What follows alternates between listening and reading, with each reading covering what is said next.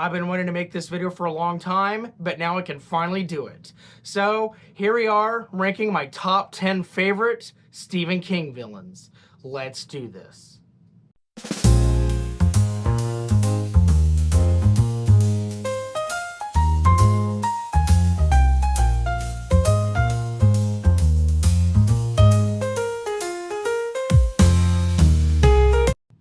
Welcome back to BG's Books. I'm Mr. BG, and today I will be ranking my top 10 favorite Stephen King villains currently. And the reason why I say currently instead of definitive like most of these other lists are is because, of course, Stephen King has written a lot of books, specifically about 85 to 86 now. And then while I have read a lot of them, 52 to be exact, and I definitely have enough villains to go through to make a top 10 videos, or to make a top 10 list for villains. I have not read every single Stephen King book, and so that way I haven't experienced every single villain he's created. Like Randall Flagg, for example. I know that there are a lot of Randall Flagg fans out there, especially the fans of The Stand. But the reason why he won't be on this list is because the only book I've read with Randall Flagg in it was The Eyes of the Dragon. And even though Randall Flagg was the main villain of that book, and the book was good in general, Randall Flagg was definitely not used as much as, say, he would probably be used in The Stand, as I have not read The Stand. So, yes, unfortunately, you Randall Flagg fans are going to be a little let down, but I hope that my list will be very interesting, and hopefully you will be able to see some pretty interesting characters that you either haven't thought of in a while, or you're like, okay, I can see that. But yeah, so anyway, you guys know how these lists work. I just go through the numbers 10 all the way down to 1, and then talk about why they're in that spot, and then I pass it off to you guys. But anyway, yeah, so enough of the rules, enough of the explaining. Let's get right into the list. Coming in at the number 10 spot is Gage Creed / the Wendigo from Pet Sematary. So the reason why I don't say Gage Creed specifically is because Pet Sematary, the book, focuses a lot on the myth of the Wendigo, which is like this otherworldly creature which like can make people go evil or whatever.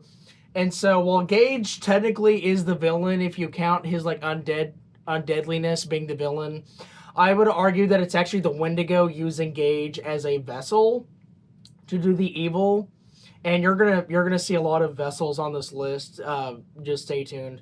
But so yeah, while Gage Creed technically is the physical villain, the Wendigo is kind of the overarching villain of the entire book, because it's made clear that everything that comes back from the burial ground that is in the book is suddenly overtaken by the Wendigo, which is a malevolent force that wreaks havoc and causes death and stuff. So I'm going to count Gage Creed and the Wendigo as one thing. So yeah, kind of a long explanation. But basically, the whole thing that's scary about Gage Creed, also known as the Wendigo, is just that Gage Creed is like 2 years old, 3 years old or something. And then, of course, I'm sure you all know the story about Gage Creed. He's a child that very unfortunately gets flattened by a truck in Pet Sematary. And then when his father, Lewis Creed, buries him in the Micmac Indian burial ground, he comes back to life as this undead zombie thing that has a thirst for blood. And so, really, the most interesting thing about Gage Creed being controlled by the Wendigo is that Gage Creed is just basically a toddler that's doing all this killing. So it's basically like Chucky, but like as a book that came out before Child's Play. So like, if you guys like the Child's Play stuff, then you're probably familiar with the very tiny killer that doesn't look that deadly, but is actually very deadly. And so Stephen King kind of did that first back in 1983. But I don't know. So I guess the reason why Gage Creed and the Wendigo are on this list is just because it's just so weird. We don't really see that a lot anymore. Even the newer Pet Sematary movie kind of went for Ellie, the other child, to die instead of Gage. But I think that the book's use of using the toddler as the killer is just kind of very effective and stuff. And so, yeah, I just find that very interesting. And also, he's just basically the personification of Lewis Creed's grief and guilt and everything about that. So, like, he ties into the themes of the book very well. And it's just like I could just go on and on about why Gage Creed is like the perfect villain for Pet Sematary, but I'm not gonna do that. I may make that a video another day. There's a tease. But yeah, for now I'm gonna move on and say that Gage Creed / the Wendigo is at my number 10 spot on this list. Coming in at the number 9 spot is Brady Hartsfield from the Bill Hodges trilogy. I am holding up Mr. Mercedes here, but he is also the main villain of End of Watch, which is the third book. He makes basically a glorified cameo in Finders Keepers, which is the second book. But basically, the thing I like about Brady Hartsfield is that he's just kind of a very real killer.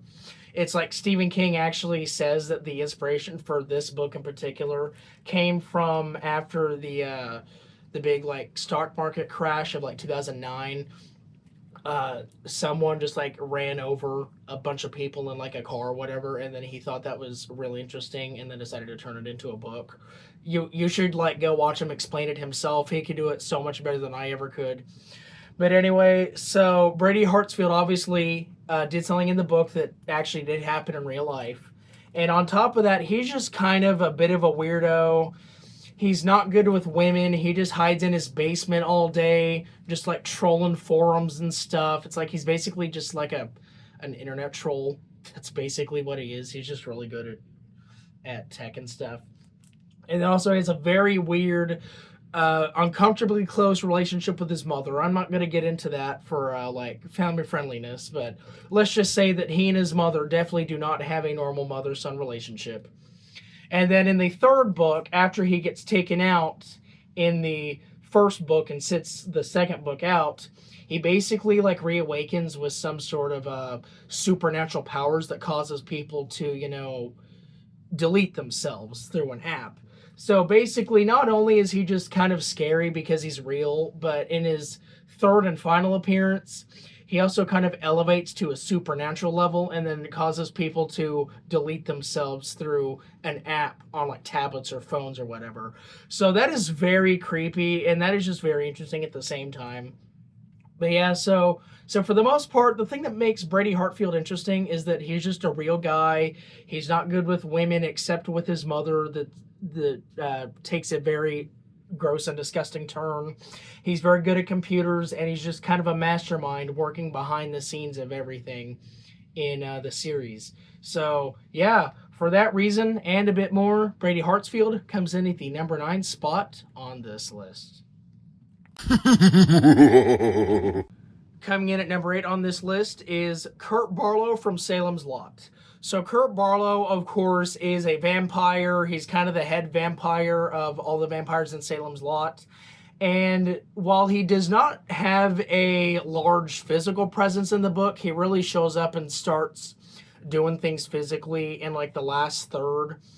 But he's basically kind of like masterminding the whole thing from the sidelines throughout the book. It's like he's the one who buys the Marston house. He's the one who sends Mr. Straker to do his business and stuff. He's the one who's turning people into vampires in the first place. So like even though his presence isn't physical until very late in the book, he's still basically a character throughout the entire book because people are talking about how they've never seen him. He's very elusive. They call him like the very elusive Mr. Barlow or something.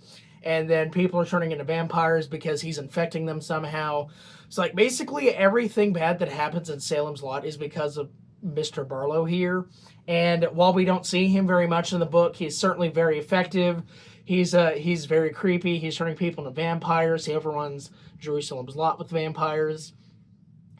And yeah, so the thing that really makes me like him is that he's just kind of mysterious, and then he only shows up when he really needs to.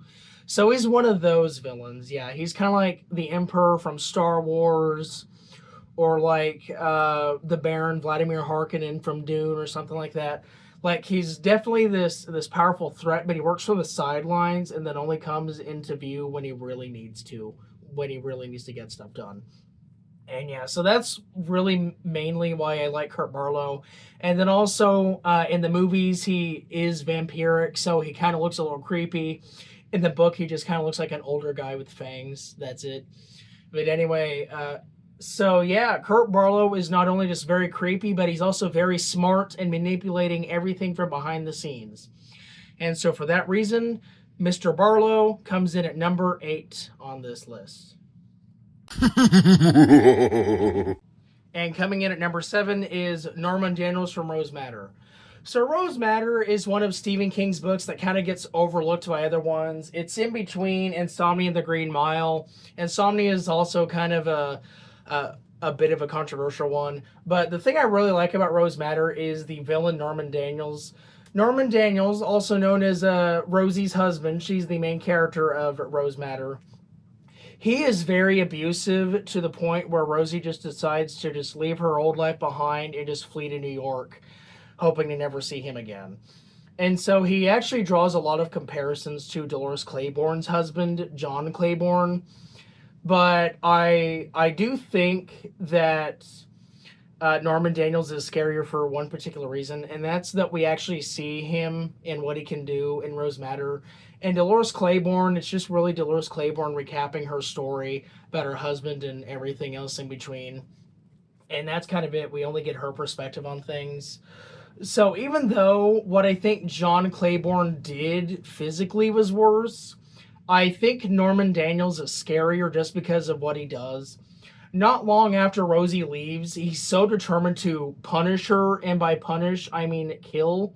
He's so determined to find her and then kill her that he literally tracks her down from their home, goes all the way to New York, literally kills people on the way, and then just like is really just so intent on just finding this one girl and just killing her. So there are literally entire chapters dedicated to him. There are entire sections of chapters dedicated to him. So it's like Rosie's just like trying to find a nice life after splitting up from Norman, but Norman is so determined to punish her for what she did to him that he literally tracks her like across several state lines and literally commits murder. And he's also a cop, by the way, so he's also a corrupt cop, so there's that. But like, so he literally like commits murder and then tracks her all wherever she goes just with the intent of killing her. And that is pretty psychotic if you ask me. And then of course the reason why she left him in the first place, as I said, is he's very abusive, like physically, verbally. Unfortunately, a lot of people do suffer with that. So for those reasons and so much more, Norman Daniels is a very scary character, and I honestly think he's one of Stephen King's best, despite Rose Madder being underrated or even hated by some people. But anyway, so yeah, Norman Daniels comes in at spot number 7 on this list. Coming in at the number 6 spot is Pennywise from It and other Stephen King books. So Pennywise, of course, is one of Stephen King's most famous villains of all time. He's shown up in not only It, but he makes a brief cameo in the Tommyknockers. I hear he has some importance in the Dark Tower, although to which extent I do not know yet because I have not read the Dark Tower yet. But anyway, so Pennywise is quite prevalent in a whole lot of Stephen King books. So Pennywise basically, or It, as its real name is, Pennywise is just a facade. It is basically an interdimensional being that existed before the existence of the universe itself. And so basically it has an eternal hunger where roughly every 25 to 30 years it comes out of hiding, snacks, and then goes back to hibernate until the next cycle, basically. And also its main rival is a turtle. The turtle is the only thing it fears. It makes sense if you read It, but if you haven't read It, I'm making no sense right now. But anyway, Pennywise also just has like control over everything. It's like the town of Derry basically is like the secondary villain of this book because everyone in Derry is just kind of evil. I'm not just talking about the bullies, which could also like be on this list. They're not, but they could be on a future list in the future. But anyway, so like Derry is basically just like the most corrupt town ever, full of evil people, all out to just get these kids, and it's all because of Pennywise mind controlling everything under the sewers. So Pennywise is another Kurt Barlow type thing where while he doesn't have a lot of physical presence in the book, he's certainly the mastermind behind most, if not all, of the bad things that happen in this book. So anyway, yeah, of course, Pennywise. Pennywise needs no introduction, of course. You all have seen the movies, you all have read the book. But yeah, so Pennywise obviously had to be on this list. There was no way around that. But anyway, so yeah, for all those reasons that I just said and so many more, Pennywise is at the number 6 spot on this list. Coming in at number 5 on this list, we have another vessel ranking. So we have 2 characters to look at, but they are, of course, Christine / Roland D. LeBay from Christine. So while the name of the book is Christine, and I guess the main villain of the book is Christine, the main villain of the book is really this guy named Roland D. LeBay, also known as the guy who sells Christine the car to Arnie in the first place. Arnie could technically be like a side villain for the same reason that Christine is a villain. But basically, Roland D. LeBay was just kind of evil in life. And then after he dies, he basically takes the dormant Plymouth Fury and then drives it around. But of course, since he's a ghost, no one can see that anyone's driving it. So basically, the movie makes the car just evil in itself, but the book actually explains that Roland D. LeBay's like soul corrupts things and then forces them to his will. So that's why Arnie gets all weird and stuff about his car and like angry in general. But so yeah, the reason why Christine is evil is really because Roland D. LeBay just uses his ghost to drive the car around, and then the car does the stuff, and he's already dead. So what are they gonna do? Kill him again? I don't know, but basically, Roland D. LeBay is just kind of interesting because he's not really talked about that much.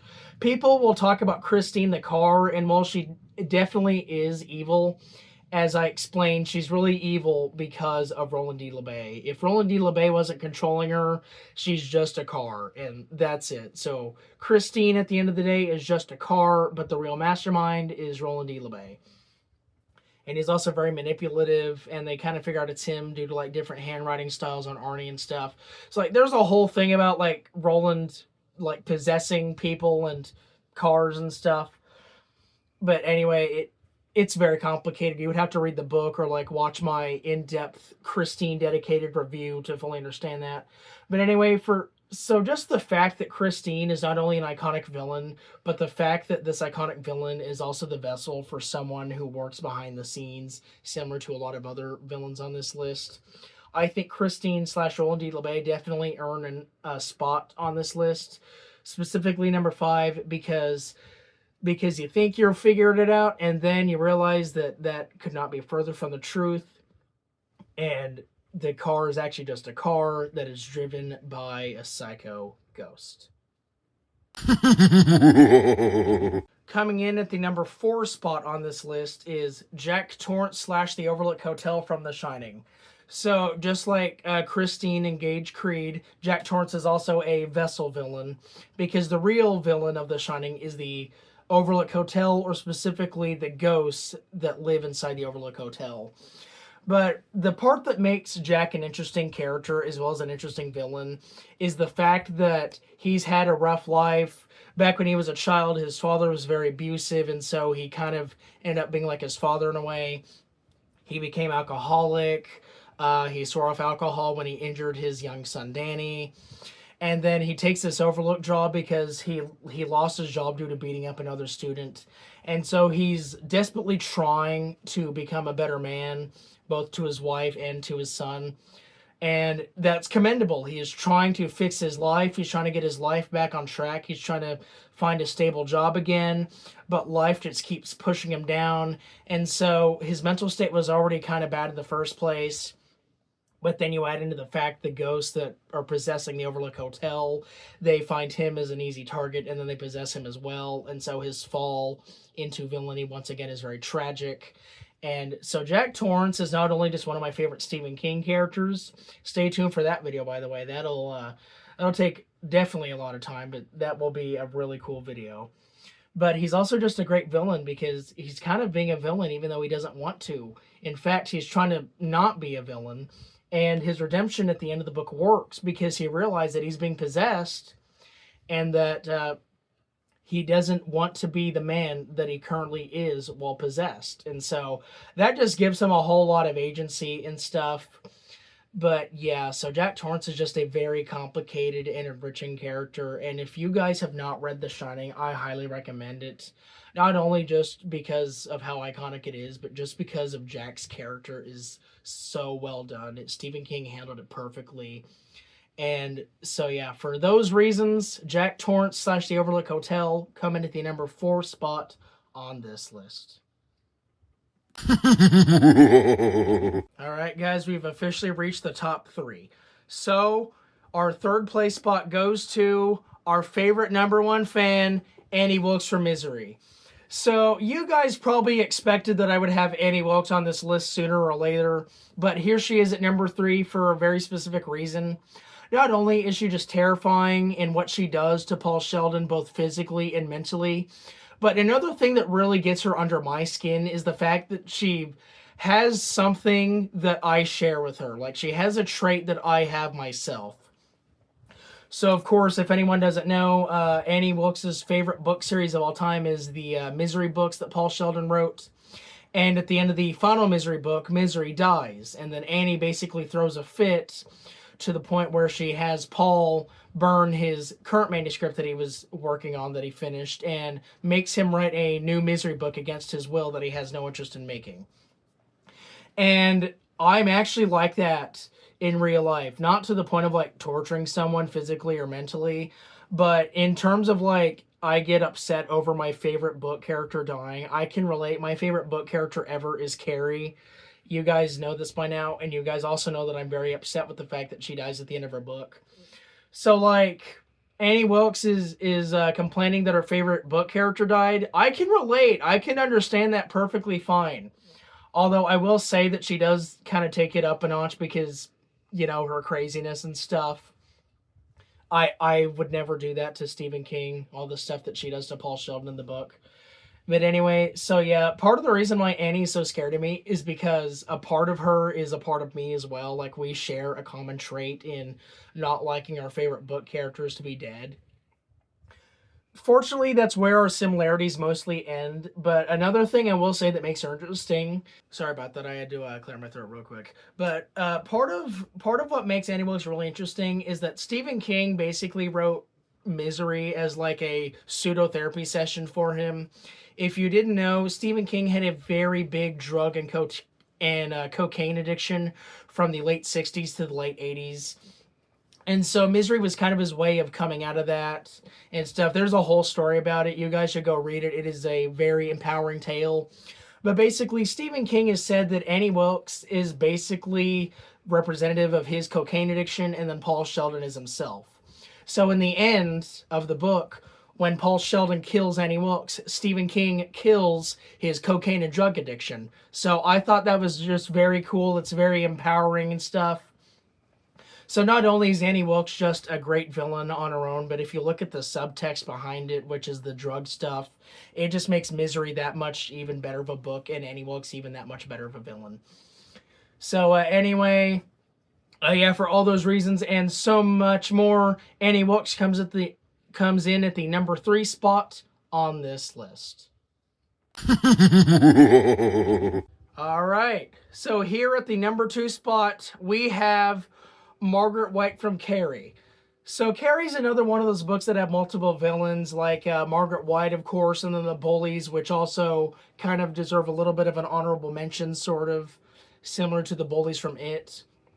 And then I guess another big villain is like just the school system failing to do anything about bullying. But Margaret White, I think, is the most straightforward primary antagonist of this book, even though there are so many other villains that get in Carrie's way. For one thing, Carrie is constantly around her mother. When she's at home, she's around her mother, and then when she's at school, she's around the villain. So like she's constantly just like pressured everywhere. But Margaret White specifically, the only thing the bullies really wanted to do to Carrie was just like embarrass her, make her feel bad and stuff. And then Margaret White tries to kill Carrie several times throughout the book. Once when Carrie was basically a toddler, she tries to kill her there, but she stops. And then another time when Carrie's about 2 or 3 years old, she almost does, but Carrie causes the stones to fall. And then, of course, again, during the main events of this book. But so the scariest thing about Margaret White, not only the fact that she would willingly murder her own child for the sake of like Jesus or whatever, but another thing is that Margaret White is just basically real. It's like, hopefully not this extreme, but there are a lot of like criminal cases and like even a lot of people in mental institutions that were hospitalized because they had such a religious mania, such as Margaret White has, to where they would like kill someone or like commit a crime or whatever for like the name of Jesus or whatever, like God told them to. And so there are a lot of religious people like that. It also reminds me of like the Salem, Massachusetts days, like the witch trials, where if you were tried at, like if you're a woman and you were found to be magic, they would execute you and stuff. So Margaret White is definitely kind of like those old Christians and Catholics and stuff that would just like murder for any like slight hint of like magic or anything. She does not listen to understanding. She does not have any morals. She is fully willing to kill her own daughter just because her daughter has a very cool ability. And also the fact that her religious mania is so intense that she just thinks that the first sign of Carrie doing anything, like say for instance Carrie getting her period, is the sign of Satan punishing her, and that she has to kill her daughter in order to save her soul or whatever. So basically Margaret White is just kind of scared for that reason, because she's certainly very real. Hopefully not as extreme as back in the Salem witch trial days, but there still are very much religiously manic people that will commit crimes in the name of God or whatever. And so Margaret White definitely falls into that category. And so for that reason, Margaret White comes in at the number 2 spot. But even though she's at the number 2 spot, there is still one more villain that is more evil than her.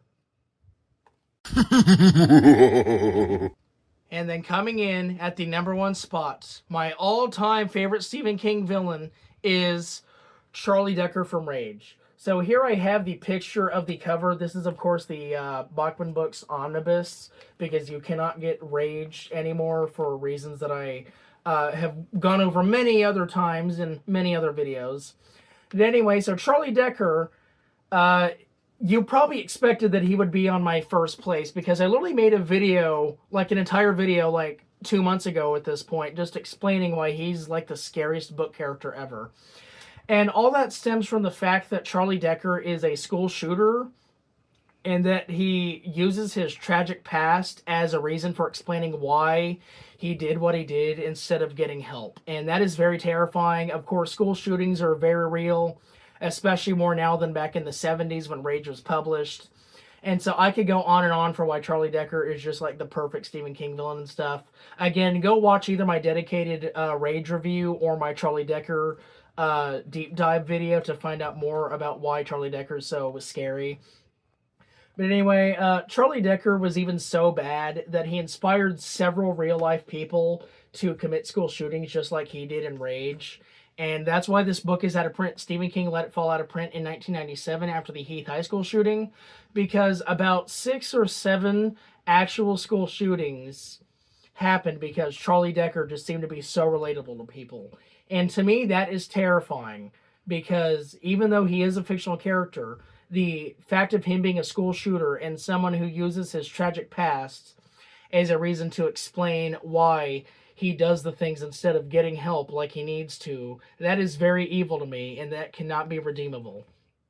And so for that reason, as well as so many others that I have already discussed, Charlie Decker goes in at the number 1 spot for my favorite Stephen King villain, and I don't think he will ever be topped by anyone. But yeah, guys, that is the end of this video. I hope you guys enjoyed me ranking my top 10 Stephen King villains finally. Let me know what you guys thought of my picks for my top 10 favorite villains, and then let me know your picks for your top 10 favorite Stephen King villains as well. I would love to see what you guys think. Your list could either look pretty similar to mine or very different from mine. Both have happened in the history of YouTube or in the history of this channel. But anyway, yeah, I love you guys so much. Thank you so much for letting me hit 400 subscribers before the midpoint of the year, which has just passed by the time of this video. But anyway, now of course my next goal is 500 subscribers, and you guys are incredible, so I will just let you guys get on that. But anyway, yeah, that is the end of the video. Have a fantastic day. I've been Mr. BG, and this has been BG's Books, and I will see you guys in the next video. Stephen King? What are you doing here? This isn't a book review. How dare you mention Charlie Decker from Rage? I took that book out of print, so to me it doesn't exist. Okay, even though you did take Rage out of print, you still wrote it, and you still published it at one point. So, I think Charlie Decker counts for that reason alone. I said to me it doesn't exist. Okay, so what are you going to do about it? Actually, I forgive you. Come here, I'm going to give you a present.